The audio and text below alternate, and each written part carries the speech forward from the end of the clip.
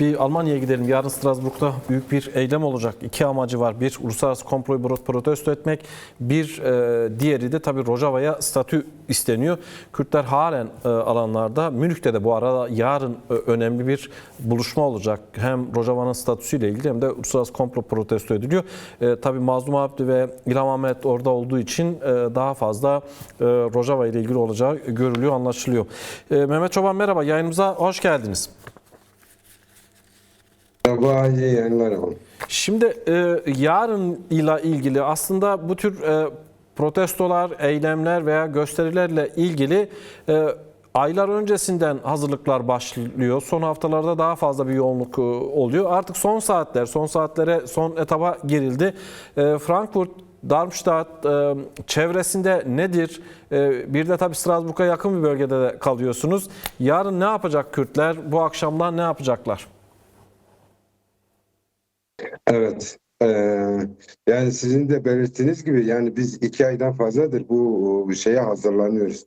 Aslında bilinen bir tarih olduğu için yani her yıl bu dönemlerde aylar öncesine hazırlık yapılır. Ona göre planlamalarımızı başlatırız.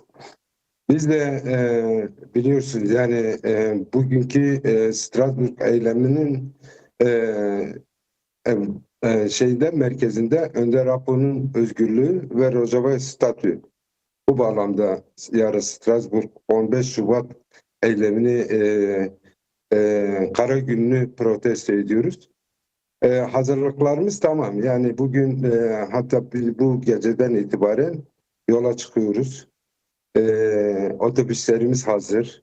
Sadece Frankfurt ve çevresi değil. Yani bizim Kafa Federasyonu'na bağlı bütün meclislerimizde hazırlıklar başlanmış. Sadece sabah bekliyoruz. Gießen olsun, Frankfurt olsun, Mainz olsun, Saarbrücken olsun, Mannheim, Darmstadt çevresinde otobüslerimiz, arabalarımız hazır. Dediğim gibi sabah bekliyoruz. Yarın büyük bir protesto eylemi yapacağız. Yine sizin programınızı da dinliyorum.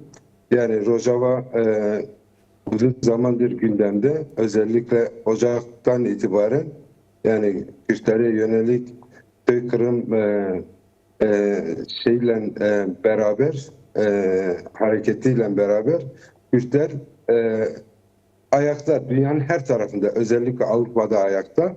Zaten Kürtlerin soykırımın önünü alan da Kürtlerin bu dünyanın her tarafında, özellikle Avrupa'da ayakta oluşu, büyük bir direniş göstermesi. Yani Kürtlerin 4 parçada dünyanın her tarafında bir Kürt ruhunun, Kürt birlikteliğini oluşturmasıdır. Sanırım bugünkü gelişme mesela Münih'teki Mazlum Abdi ve İlham Ahmet'in katılımı da bunu gösteriyor. Bizim halkımıza çağrımız yarın bütün güçleriyle yani ailece bu eyleme katılmaları, sesimizi tekrar oradan bütün dünyaya, bütün dünya kamuoyuna duyurmak, İmralı'ya kadar sesimizi göndermektir. Çok teşekkür ediyorum. Zaman ayırıp yayınımıza katıldınız. İyi akşamlar diliyorum. Sağ olun. Teşekkür ederim. İyi akşamlar, iyi yayınlar.